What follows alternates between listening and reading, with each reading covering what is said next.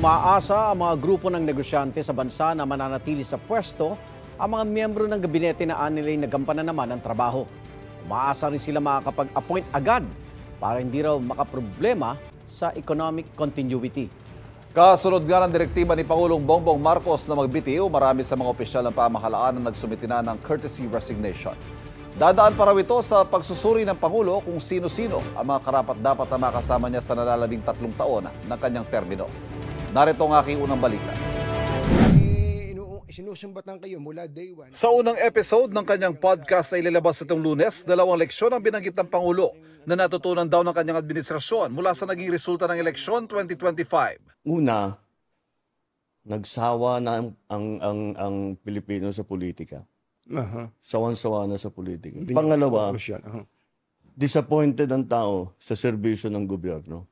Hindi nila nararamdaman at masyadong mabagal ang galaw ng pagbubuo ng mga project na hindi pa nila maramdaman. At dahil dyan, inanunsyo ng Malacanang na pinagsusumiti ng Pangulo ng courtesy resignation ang lahat ng miyembro ng kanyang gabinete, kasama mga pinuno ng ahensya at presidential advisor na may cabinet rank. This is not business as usual, the President said.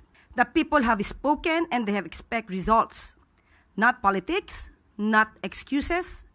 We hear them and we will act. Sa mga susunod na araw, susuriin daw ng Pangulo naging performance ng bawat isa sa kanila at kung nagkaroon ng katiwalian sa kanilang mga ahensya at saka magpapasya kung sino ang tuluyang sisibakin at kung sino mananatili sa pwesto para tahakin ang direksyon ng pamahalaang nais ng Pangulo sa nalalabing 3 taon ng kanyang termino. Yes, mananatili sila sa kanilang posisyon. Siguro ito yung tamang panahon para ipakita nila na dapat sila manatili sa kanilang posisyon. Pero kapag nakita po talaga ng Pangulo na hindi mo deserve ang iyong posisyon, you will be out. At ito ho ba ang panahon na makikita natin from here on again, yung sinasabi ng Pangulo na marahil kailangan ng mas mabagsik na pamumuno?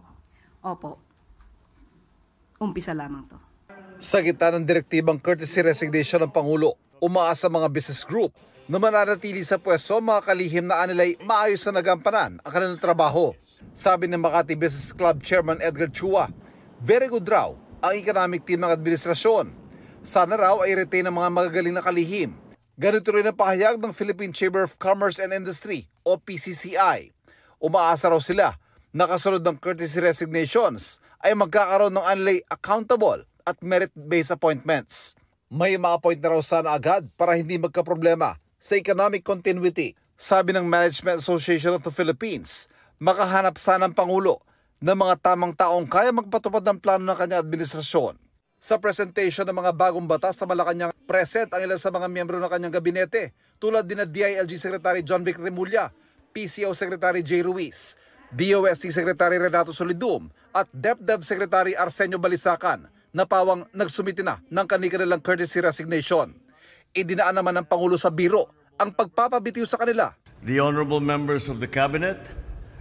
Teka, may laman pa ba yung kabinete ko?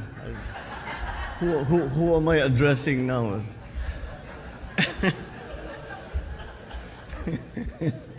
we are in flux. Isa sa mga ipinresentang batas ang pagtatatag ng Department of Economy, Planning and Development o ang dating NEDA. Bahagi ito ng kagustuhan niyang mas mabilis at mas ramdam na pakinabang ng taong bayan sa mga ginagawa ng pamahalaan. Magiging katuwang natin ang DepDev sa pagtiyak sa paggamit ng ating pondo na ipapatupad ang programa ng WASTO at naghahatid ng pakinabang sa mamamayan. Ito ang unang balita. Ivan Mayrina para sa GMA Integrated News.